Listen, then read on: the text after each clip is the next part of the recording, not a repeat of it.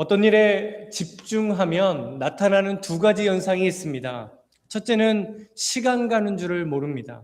10분 정도 지난 것 같은데 한두 시간이 훌쩍 지나가 있습니다. 집중할 때는 정말 지겨운 줄 모릅니다. 두 번째는 주변 상황이나 주변의 말이 잘 안 들어옵니다. 아내가 종종 저에게 내 말 안 들려요 라고 할 때가 있습니다. 제가 일부러 안 듣는 게 아니라 정말 안 들립니다. 집중하면 주변의 상황, 주변의 소리가 잘 안 보이고 잘 안 들립니다. 집중한다라는 것은 마음이 거기에 있다라는 것입니다. 생각이 거기에 있다는 것입니다. 집중하지 않는다라는 것은 마음이 없고 생각이 거기에 없다라는 것입니다. 같은 공간에 있어도 같은 일을 하더라도 집중하는 사람과 집중하지 않는 사람은 다릅니다. 그리고 똑같은 것을 보아도 사람마다 집중하는 것은 서로 다를 수 있습니다. 사람은 자신의 마음과 생각이 있는 것을 보고 들으려고 집중하기 때문입니다. 이런 광고를 우리가 한번 본다고 생각을 해보죠. 한 유명한 테니스 선수가 멋진 차를 타고 카페에 들어가서 커피를 마십니다. 그런데 그 카페 안에는 세계에서 손꼽히는 최고의 스피커가 있습니다. 거기서 음악이 나오고 있죠. 자, 이런 광고를 보신다면 어떤 것에 집중하겠습니까? 저는 이 광고를 볼 때 테니스 선수가 가진 라켓은 뭔가, 그 선수가 신은 신발은 뭔가를 볼 겁니다. 커피를 좋아하시는 분은 이 사람이 마시는 커피는 뭔가를 볼 것입니다.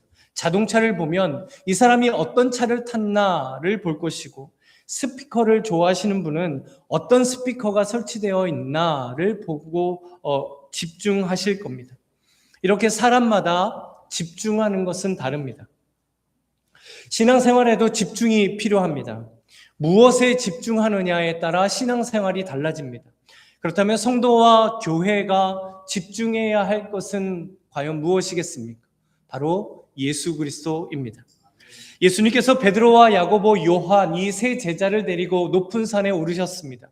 그때 놀라운 일이 벌어지게 되죠.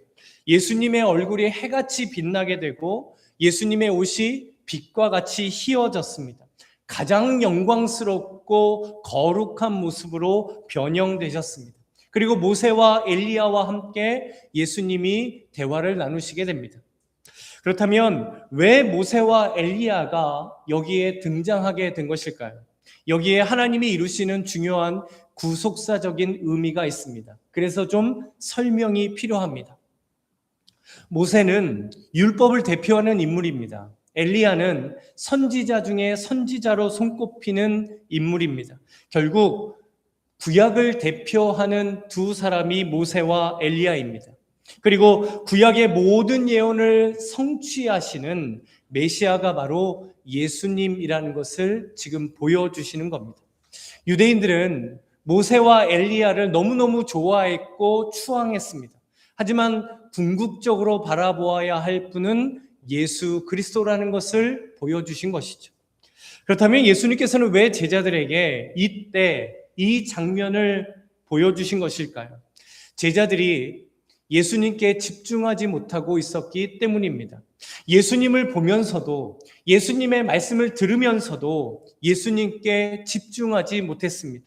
왜냐하면 예수님께서 제자들이 듣기에 아주 충격적인 말씀을 조금 전에 하셨기 때문입니다. 오늘 본문은 마태복음 16장 후반절부터 연결되어져 있습니다. 16장 21절 말씀에 보면 이때로부터 예수님께서 십자가에서 죽으시고 고난받으시고 죽임을 당하시고 3일 만에 살아날 것을 제자들에게 비로소 나타내시니, 예수님께서 제자들에게 처음으로 내가 십자가에서 죽을 거다, 내가 고난을 당할 것이다, 이것을 제자들에게 말씀하셨습니다. 제자들에게는 충격 그 자체였습니다. 믿기 어려웠을 겁니다. 아니면 어쩌면 믿기 싫었을 것입니다. 그들이 기다리고 바라던 메시아는 죽음이나 고난을 당하는 메시아가 돼서는 안 됩니다. 정치적으로, 군사적으로 이스라엘을 회복시키고 모든 나라보다 이스라엘을 높이 세울 메시아라고 그들은 믿고 기다렸습니다. 그러자 베드로가 주여 그리 마옵소서라고 합니다. 굉장히 수제자다운 반응처럼 보입니다. 그런데 예수님께서 그 베드로를 향해서 사단아 내 뒤로 물러가라 라고 호통을 치십니다. 그리고 16장 23절에 내가 하나님의 일을 생각하지 아니하고 도리어 사람의 일을 생각하는도다 라고 합니다. 예수님은 하나님의 일을 말씀하십니다. 그런데 제자들은 사람의 일로 듣고 십자가의 죽음과 고난을 사람의 일로 바라봅니다. 이 일 때문에 제자들이 흔들렸습니다. 죽음과 고난 때문에 예수님께 집중하지 못했습니다. 그래서 예수님께서는 죽으신 후에 부활하실 거룩하고 영광스러운 모습을 미리 그들에게 보여주시고자 했던 것입니다. 그리고 그때에 하나님께서는 이는 내 사랑하는 아들이요 내 기뻐하는 자니 너희는 그 말을 들으라 라고 직접 말씀하십니다. 십자가에서 죽을 메시아, 너희를 위하여 고난을 당해야 하는 메시아, 그러나 죽음을 이기고 부활할 메시아가 바로 내 사랑하는 아들이다 라고 하나님께서 직접 증언해 주셨습니다. 그러니 너희는 죽음이나 고난 때문에 예수님께 집중하지 못하는 것을 이제는 버리고 예수님께만 집중하라. 이것을 하나님께서 말씀해 주신 것이죠. 예수님은 살아계신 하나님의 아들이며 우리의 유일한 구원자 되시는 줄로 믿습니다. 이것이 우리가 집중해야 할 예수 그리스도입니다. 그런데 제자들은 예수님이 아니라 예수님의 상태에 집중하려고 합니다. 그럴 때마다 예수님께서는 계속해서 나는 하나님의 아들이다. 나는 메시아다. 너희는 지금 다른 것을 주목하려고 하는데 다른 것 집중하지 말고 나에게 집중하라라고 늘 말씀해 주셨습니다. 다른 것 집중하지 말고 예수님께 집중하라. 이것이 바로 예수님께서 제자들에게 반복해서 말씀해 주신 것이었습니다. 성도와 교회에게 이 집중이 제일 중요하다라고 저는 확신합니다. 우리는 예수님께 집중해야 합니다. 그러면 예수님께 집중한다라는 것이 과연 무엇일까요? 예수님이 제일 잘 보이는 삶을 사는 것입니다. 예수님을 어떻게 하면 더 사랑할 수 있을까? 이 사랑의 관심사가 있는 겁니다. 뭘 해도 예수님이 뭘 원하시는 것일까? 예수님이 뭘 기뻐하실까를 생각합니다. 선택의 순간에 예수님이 유일한 기준이 되시는 것입니다. 세상은 점점 이기적이 되어갑니다. 자기의 이익과 유익이 최고의 가치가 됩니다. 주변 사람들이 힘들든 힘들지 않든 손해를 보든 손해를 보지 않든 주변 사람들이 아프든 안 아프든 상관없이 나만 잘 살면 된다. 나만 높아지면 된다. 나만 풍요로우면 된다. 나만 문제 없으면 된다라고 살아가는 시대가 되었습니다. 그러나 성도와 교회는 이런 세상 속에서 예수님께 더욱 집중해야 합니다. 예수님의 말씀을 따라 낮아지고 그 말씀을 따라 오히려 섬기는 자리에 서고 말씀을 따라 사랑을 나누며 실천하는 것이 성도와 교회가 되어야 합니다. 이렇게 예수 그리스도가 보이면 예수님께 집중하며 살아갈 수 있습니다. 사진을 찍는 기법 중에 아웃포커싱이라는 것이 있습니다. 주요 대상만 선명하게 하고 주변의 배경은 흐릿하게 만드는, 그렇게 해서 사진을 찍는 겁니다. 그 대상을 더 주목하고 더 돋보이게 하도록 사진을 이렇게 찍습니다. 이전에는 고급 카메라에만 이 기능이 있었는데요. 요즘은 웬만한 가지고 계신 핸드폰 카메라에 이 기능이 다 있습니다. 저는 이 기능을 참 좋아합니다. 사진을 찍어 놓은 것을 보면 그때 내가 뭘 주목하고 있었는가, 이것을 대본에 알 수 있습니다. 예수님께 집중하면 우리에게 영적인 아웃포커싱이 생깁니다. 예수님만 더 선명하게, 예수님만 더 잘 보이고 다른 것들은 다 흐릿하게 보이게 됩니다. 분명히 있기는 있는데 내 눈에 잘 보이지 않습니다. 왜냐하면 내 눈에는 예수님만 보이기 때문입니다. 아내와 연애를 할 때요, 가끔 정말 이게 사람이 많은 곳에서 만나기로 약속을 잡을 때가 있습니다. 그러면 그 자리에 수백 명의 사람들이 이렇게 왔다 갔다 합니다. 그런데 저 멀리서 아내가 이렇게 걸어오면 그 수백 명의 사람들 사이에서도 제 눈엔 누가 보일까요? 옆에 있는 여학생이 보이겠습니까? 제 아내가 보이죠. 아내에게서 광채가 날 정도로 뛰어난 외모입니다라고 말씀드리면 좋겠지만 그런 외모 때문이 아닙니다. 그렇죠? 제 마음과 생각이 있는 대상이 바로 아내이기 때문에 아내만 보이게 되는 것입니다. 아이들이 학교에서 행사할 때에도 우리는 내 자식만 보입니다. 첫째, 둘째 졸업식을 할 때 보니 정말 수백 명, 거의 1000명에 가까운 사람들이 있습니다. 그런데 그 많은 학생들 사이에서도 제 눈에는 언제나 내 자식만 크게 보입니다. 부모 눈에는 언제나 내 자식만 선명하게 보입니다. 이렇게 집중하면 더 선명히 잘 보이는 것이 원리입니다. 예수님이 제일 잘 보이는 이유가 있습니다. 내 마음과 생각, 내 중심의 초점이 바로 예수님에게 맞춰져 있기 때문입니다. 그런데 그 초점이 달라지면 어떻게 되겠습니까? 예수님은 흐릿해지게 되고 주변에 있는 것들이 더 선명해지게 됩니다. 그러면 그것은 예수님께 집중하는 것이 아닙니다. 예수님이 제일 잘 보이고 예수님이 제일 선명하게 보이기를 간절히 원합니다. 우리 찬송가 288장에 예수를 나의 구주 삼고라는 찬송가에 보면 이런 가사가 나옵니다. 세상과 나는 간 곳 없고 구속한 주만 보이도다. 말씀을 준비하면서 얼마나 이 찬송가를 불렀는지 모릅니다. 불러도 은혜가 되었습니다. 예수님께 집중하면 세상과 나는 간 곳 없어지게 됩니다. 세상도 중요합니다. 세상은 전부 가치가 없다라는 염세주의가 되자는 말이 아닙니다. 살아가면서 우리가 이 땅을 밟고 사는 이 세상 다 중요합니다. 가치 있습니다. 우리의 삶에 도움이 됩니다.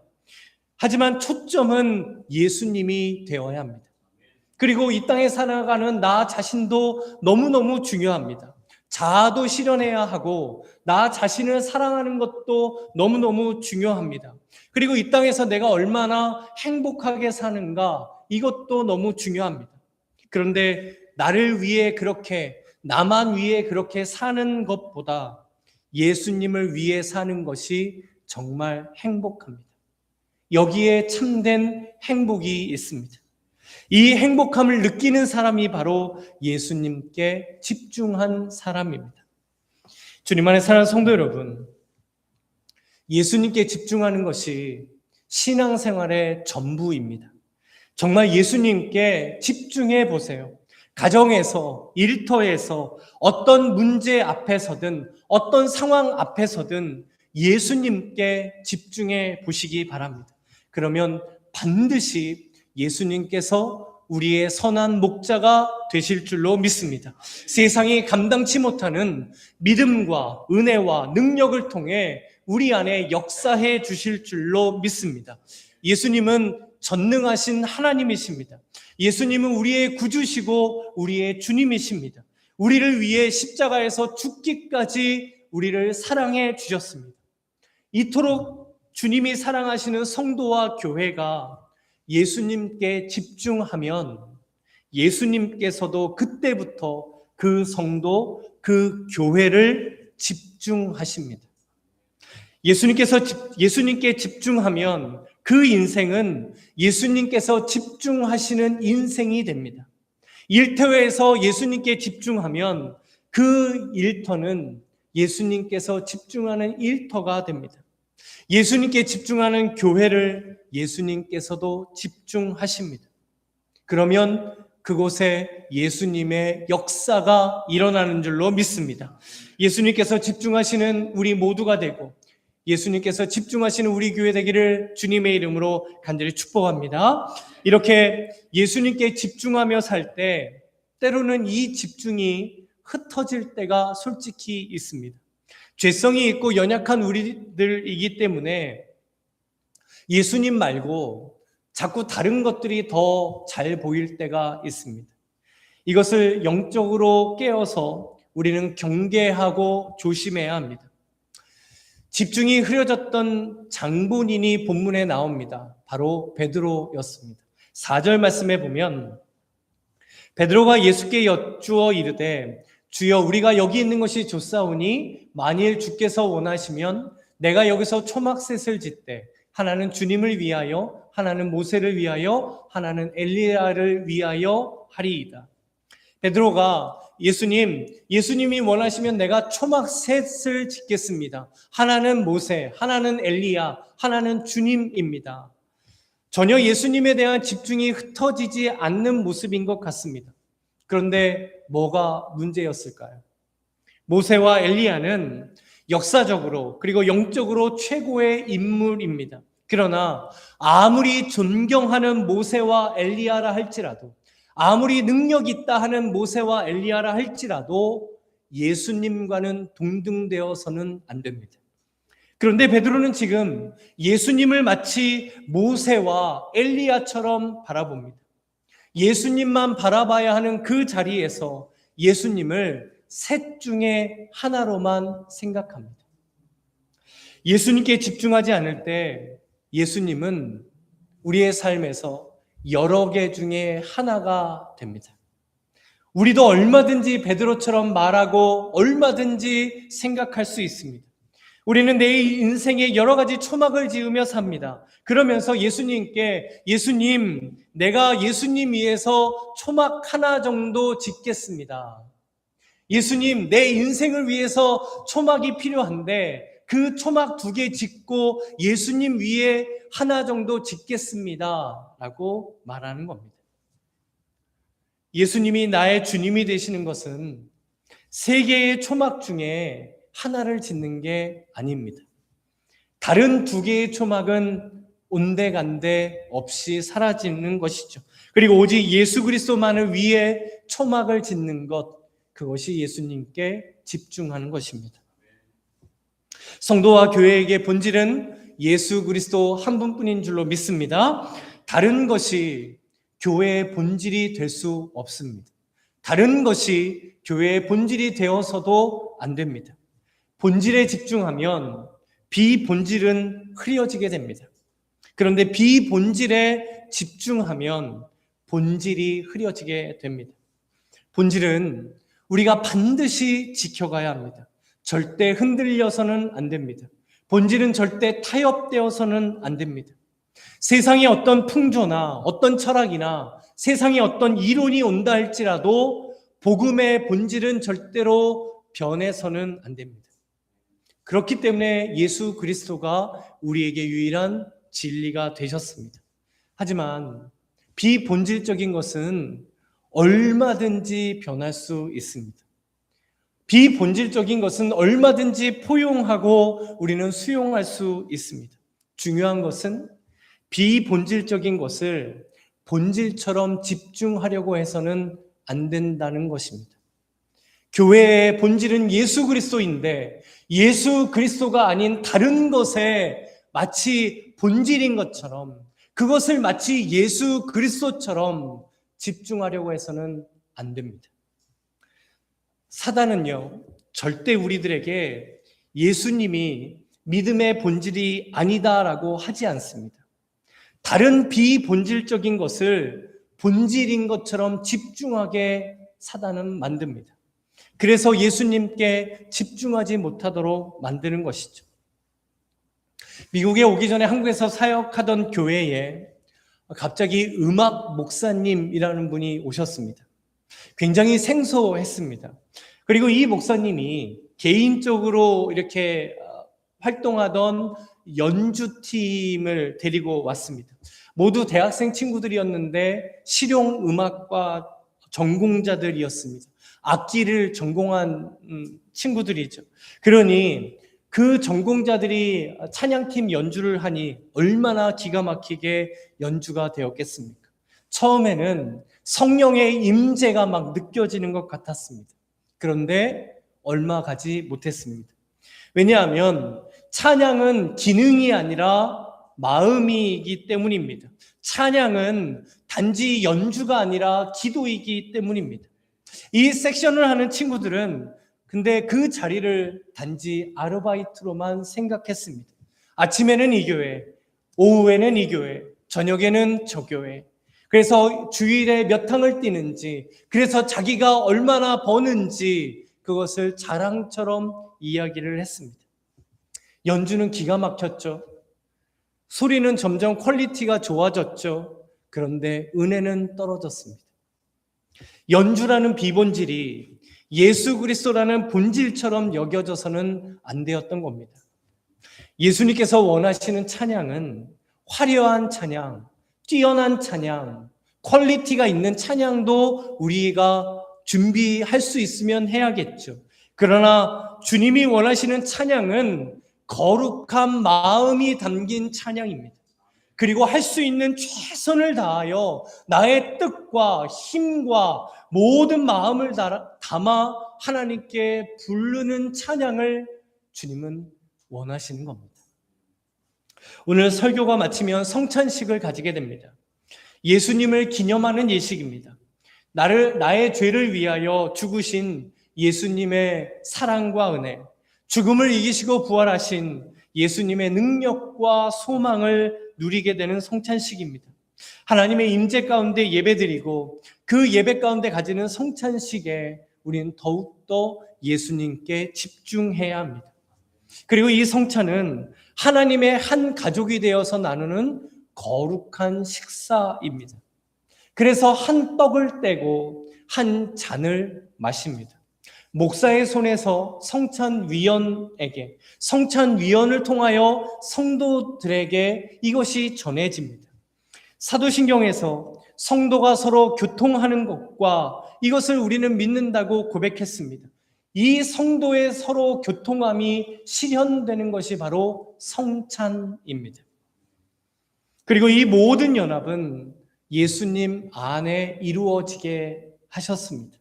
오늘 성찬식 가운데 예수님께 더욱 집중하며 주님의 사랑과 부활의 능력과 주님 안에서의 하나됨을 누리는 은혜가 충만한 성찬식 되시기를 소망합니다. 그렇다면 집중이 흐려지려고 할 때 우리가 어떻게 하면 다시 예수님께 집중할 수 있을까요? 5절에 보면 하나님께서 이렇게 말씀해 주십니다.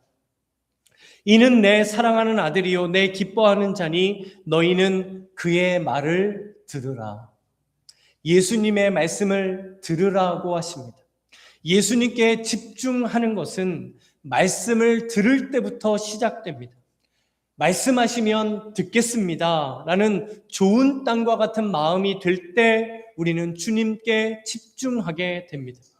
예수님께 집중이 안 될 때, 혹시 예수님 말고 자꾸 다른 것들이 내 눈에 들어오려고 할 때 우리가 해야 할 것은 말씀을 듣는 것입니다. 말씀을 가까이 하는 것입니다. 말씀을 붙드는 것입니다. 말씀 안에서 예수님의 지혜와 능력을 구하고 찾고 두드리는 것입니다.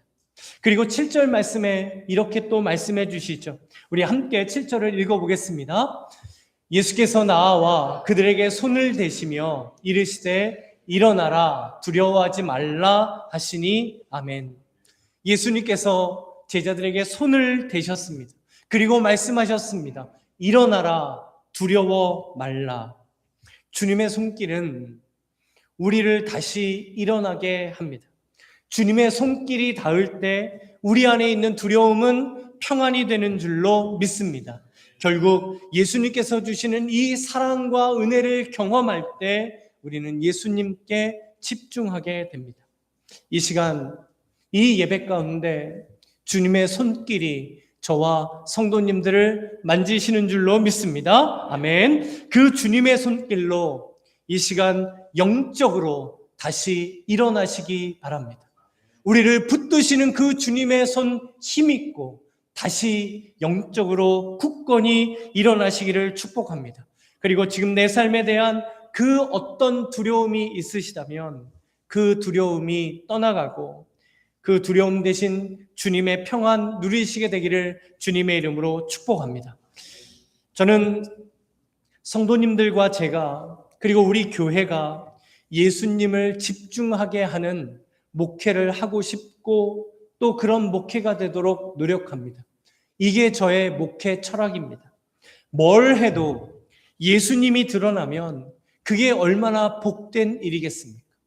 뭘 해도 예수님이 드러나는 성도라면 그 인생이 얼마나 복된 인생이겠습니까? 우리 교회가 뭘 해도 예수님이 드러나신다라면 그것이 얼마나 복된 교회이겠습니까? 언제나 예수님께 집중하는 성도님들, 예수님께 집중하는 우리 교회가 되기를 간절히 원합니다. 진심으로 우리 교회와 우리 자신을 통해 예수 그리스도가 드러나기를 원합니다. 우리 함께 이제 8절을 읽으면서 말씀을 맺고자 합니다. 우리 8절을 우리 함께 읽어보죠. 제자들이 눈을 들고 보매 오직 예수 외에는 아무도 보이지 아니하더라. 아멘. 오직 예수 외에는 아무도 보이지 아니하더라. 예수님이 제일 잘 보이고 예수님이 제일 크게 보이는 것, 그것이 바로 믿음입니다. 이 말씀이 오늘 우리 마음에 새겨져 우리의 삶으로 돌아가기 원합니다. 우리 교회와 가정과 일터에서 우리의 삶에서 오직 예수 외에는 아무것도 보이지 아니하더라. 이 고백이 우리의 고백되기를 간절히 소망합니다. 그래서 오직 예수님 외에는 보이지 않아 예수님께 집중하는 주 안에 사랑하는 성도님들 되시고 예수님께만 집중하는 우리 주송길 교회 되시기를 이 시간 주님의 이름으로 간절히 축원합니다. 아멘.